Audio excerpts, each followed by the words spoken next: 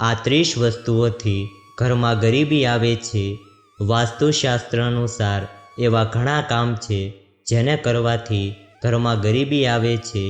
દરેક વ્યક્તિ પોતાના ઘરમાં સુખ અને સમૃદ્ધિ ઈચ્છે છે, પરંતુ કેટલીક વાર એવા કામ કરે છે જેનાથી ઘરમાં વાસ્તુ દોષ લાગે છે અને ઘરમાં નકારાત્મક ઉર્જાનો વાસ થાય છે।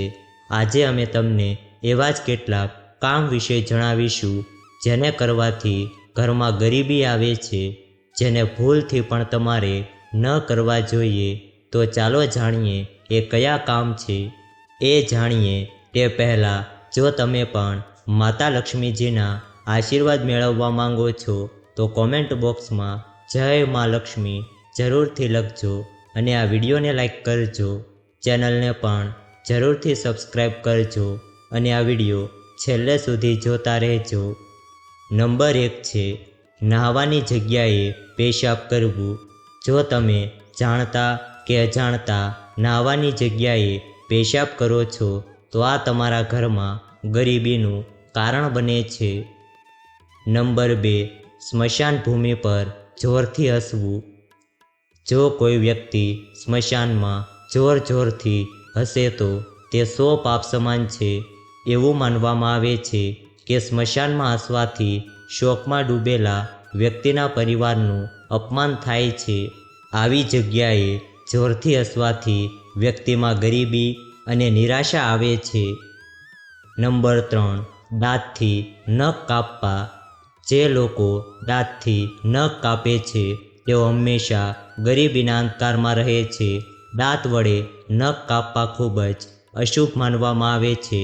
નખ હંમેશા યોગ્ય સાધન વડે કાપવા જોઈએ અને શુક્રવાર નખ કાપવા માટે સૌથી શુભ દિવસ માનવામાં આવે છે। નંબર 4 ઝાડ નીચે પેશાબ કરવું। ઘણા લોકો અજાણતા ઝાડ નીચે પેશાબ કરે છે, પરંતુ ઝાડ નીચે ક્યારેય પણ પેશાબ અને મળ ન કરવું જોઈએ અને ન તો ત્યાં ગંદકી ફેલાવવી જોઈએ। ખાસ કરીને પીપળાના, વડના, લીમડાના અને અશોકના ઝાડ નીચે પેશાબ ન કરવું જોઈએ। આમ કરવાથી વ્યક્તિ ગરીબીમાં ડૂબવા લાગે છે। એવું માનવામાં આવે છે કે આ વૃક્ષો પર સકારાત્મક ઉર્જાનો વાસ રહે છે। નંબર 5 ઘરમાં ભગવાનની પૂજા ન કરવી। જે ઘરની અંદર પૂજા થતી નથી એ ઘરમાં હંમેશા ગરીબી આવે છે। આપણે એવા ઘણા ઘરો જોયા છે જેમાં પૂજા થતી નથી। જે ઘરોમાં પૂજા કરવામાં આવતી નથી ત્યાં ખરાબ ઉર્જા મોટા ભાગે વાસ કરે છે અને તેના કારણે ત્યાં કરવામાં આવેલ કોઈ પણ કાર્ય સફળ થતું નથી। જો તમે પણ તમારા ઘરની અંદર પૂજા નથી કરતા તો તમારે ચોક્કસ કરવી જોઈએ। આ ખૂબ જ મહત્ત્વપૂર્ણ છે। તમે કોઈ પણ દેવી દેવતાની પૂજા કરી શકો છો, પણ પૂજા તો કરવી જ જોઈએ। આ સિવાય પૂજાના કારણે ભગવાન પણ તમારા જીવનમાંથી સમસ્યાઓ દૂર કરવાનું કામ કરે છે। નંબર 6 નળમાંથી પાણી ટપકવું। જો તમારા ઘરમાં ગરીબી છે તો તેનું એક કારણ આ પણ હોઈ શકે છે। એવું માનવામાં આવે છે કે જે ઘરની અંદર નળમાંથી પાણી ટપકતું હોય, જો તે ઘરની અંદર પૈસા આવે તો પણ તે લાંબો સમય સુધી ટકી શકતા નથી। તમારા ઘરનો નળ તપાસો। જો નળમાંથી પાણી ટપકતું હોય તો તમારે તે નળને ઠીક કરવો જોઈએ। નંબર 7 તૂટેલા ચપ્પલ ઘરમાં રાખવા। એવું પણ માનવામાં આવે છે કે જો તૂટેલા ચપ્પલ તમારા ઘરની અંદર રાખવામાં આવે તો તેનાથી પણ દરિદ્રતા આવે છે। તેથી તમારે તમારા ઘરની અંદર તૂટેલા ચપ્પલ ન રાખવા જોઈએ। જો રાખવામાં આવે તો તેને ઘરની બહાર કચરાપેટીમાં ફેંકી દેવા જોઈએ। જો આમ ન કરવામાં આવે તો એવું માનવામાં આવે છે કે માતા લક્ષ્મી નારાજ થાય છે અને તમારા ઘરમાં ગરીબી આવે છે। નંબર 8 રસોડાની પાસે પેશાબ કરવું। રસોડું ખૂબ જ પવિત્ર સ્થળ માનવામાં આવે છે, તેથી ભૂલથી પણ તેની નજીક પેશાબ ન કરવું જોઈએ. એવું માનવામાં આવે છે કે આવું કરવાથી તમારા ઘરની અંદર ગરીબી આવે છે. નંબર 9, જે ઘરમાં સ્ત્રીનું અપમાન થાય. જે ઘરમાં સ્ત્રીનું અપમાન થાય છે ત્યાં ક્યારેય પણ દેવી દેવતાઓનો વાસ નથી થતો. તેમનું અપમાન ન કરવું જોઈએ. જો તેઓ કોઈ ભૂલો કરે તો પણ તેમને પ્રેમથી સમજાવવું ખૂબ જ જરૂરી છે. જે ઘરોમાં લડાઈ ઝઘડા ચાલુ હોય ત્યાં ધનનો પ્રવાહ આપોઆપ ઓછો થઈ જાય છે. નંબર 10, ગંદી પથારી પર સૂવું.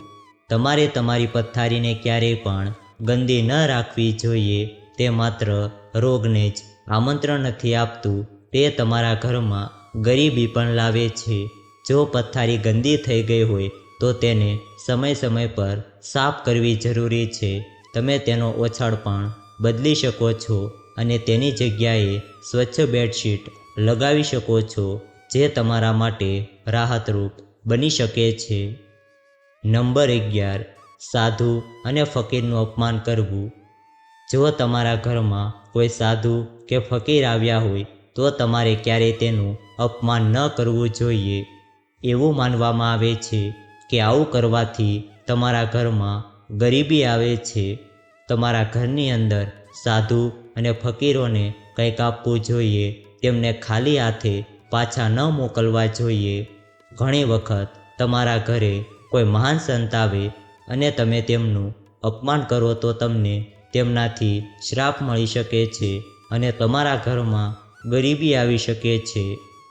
નંબર 12, ગાય અને બળદને પગ મારવો. હિન્દુ ધર્મમાં ગાય અને બળદને ખૂબ જ શુભ માનવામાં આવે છે. ગાયને માતા તરીકે જોવામાં આવે છે, તેથી તેમને ક્યારેય લાત ન મારવી જોઈએ. જો કોઈ ગાય અથવા તો બળદને લાત મારે છે તો એવું માનવામાં આવે છે કે તે ઘરની અંદર ગરીબી આવે છે. ગાયનું અપમાન ન કરવું જોઈએ. એવું પણ કહેવાય છે કે તેમની અંદર 33 કોટી દેવી દેવતાઓનો નિવાસ છે. ગાયને રોજ રોટલી ખવડાવવી જોઈએ. આવું કરવાથી ઘરમાં સમૃદ્ધિ આવે છે. નંબર 13, ગરીબ અને લાચાર વ્યક્તિની મજાક ઉડાવવી. કોઈ પણ વ્યક્તિએ ગરીબ અને લાચાર વ્યક્તિની મજાક ઉડાવવી જોઈએ નહીં. તેનું કારણ એ છે કે આવું કરનાર વ્યક્તિ સાથે ખરાબ વસ્તુઓ થઈ શકે છે. આવું કરવાથી ઘરની અંદર ગરીબી આવે છે. નંબર 14, ડાબા પગે પેન્ટ પહેરવું. ડાબા પગે પેન્ટ ન પહેરવું જોઈએ. આમ કરવાથી રાહુ અને કેતુ અશુભ પરિણામ આપવા લાગે છે. ડાબા પગ પર કાળો દોરો બાંધવાથી બંને ગ્રહોની અશુભ અસર ઓછી થવા લાગે છે. ડાબા પગમાં પેન્ટ પહેરવાથી ઘરમાં ગરીબી આવે છે. નંબર 15, માતા અને પિતાનું અપમાન. સારો વ્યક્તિ ક્યારેય તેના માતા અને પિતાનું અપમાન કરતો નથી. તેથી જો તમે પણ તમારા માતા અને પિતાનું અપમાન કરો છો તો તેનાથી તમારા ઘરમાં ગરીબી પણ આવી શકે છે. તમારે તમારા માતા પિતાને શક્ય તેટલું માન આપવું જોઈએ. નંબર 16, મહેમાન આવે ત્યારે નારાજ થવું. મહેમાન આવે ત્યારે ઘણા લોકો નારાજ થાય છે. તેઓને લાગે છે કે ઘરમાં મહેમાનનું હોવું તેમના પર બોજ છે.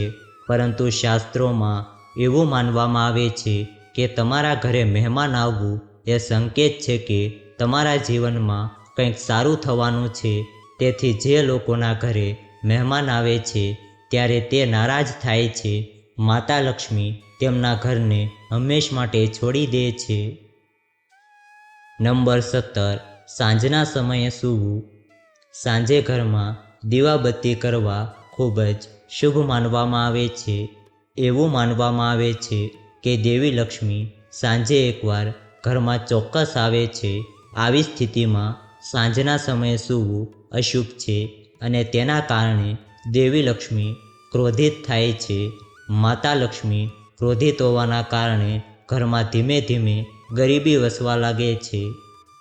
નંબર 18, 40 દિવસથી વધુ વાળ રાખવા. પુરુષોએ 40 દિવસથી વધુ વાળ રાખવા જોઈએ નહીં.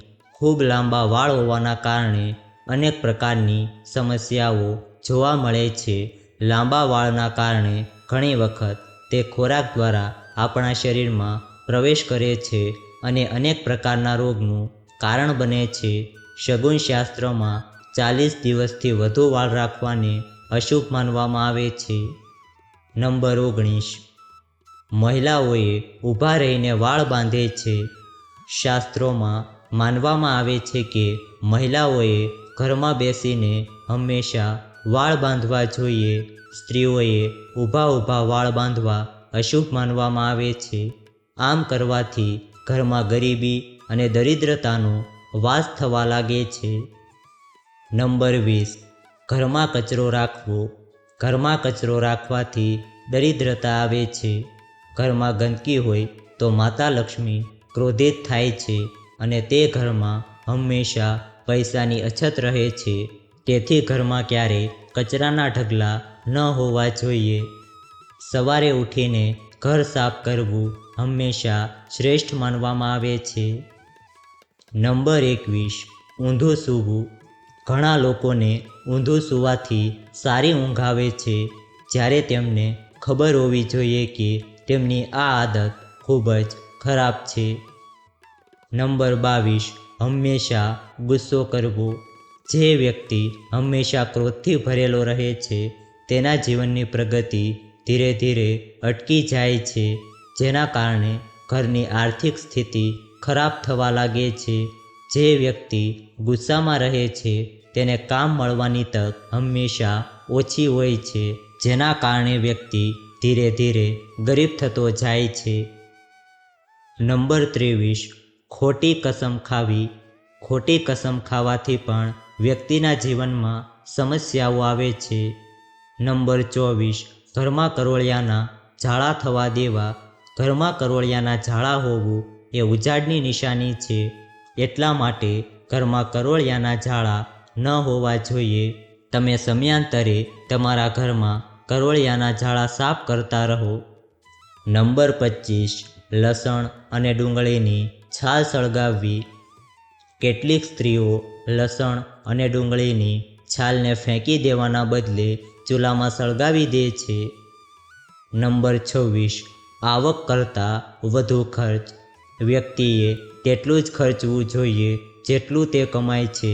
આવક કરતાં વધુ ખર્ચ કરવાથી વ્યક્તિ ધીરે ધીરે ગરીબી તરફ દોરી જાય છે, જેના કારણે વ્યક્તિ પર દેવાનો બોજો વધી જાય છે અને વ્યક્તિ હંમેશા માટે ગરીબ બની જાય છે. નંબર 27. રાત્રે સાવરણીથી વાળવું. રાતના સમયે સાવરણીથી વાળવું અયોગ્ય માનવામાં આવે છે. આમ કરવાથી પણ ઘરમાં બરકત નથી આવતી. નંબર 28. મીણબત્તી કે દીવો ફૂંક મારીને ઓલવવો. તમે તમારા માતા અને પિતા અથવા તો અન્ય કોઈ વડીલ પાસેથી સાંભળ્યું હશે કે મીણબત્તી કે અગરબત્તી વગેરે જેવી વસ્તુઓને ફૂંક મારીને ન ઓલવવી જોઈએ.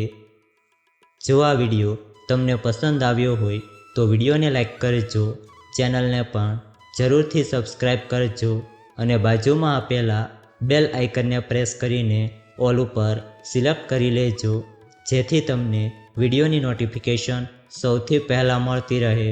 અને કોમેન્ટ બોક્સમાં જય શ્રી કૃષ્ણ અને જય મા લક્ષ્મી જરૂરથી લખજો. વિડીયોને છેલ્લે સુધી જોવા બદલ આપનો ખૂબ ખૂબ આભાર.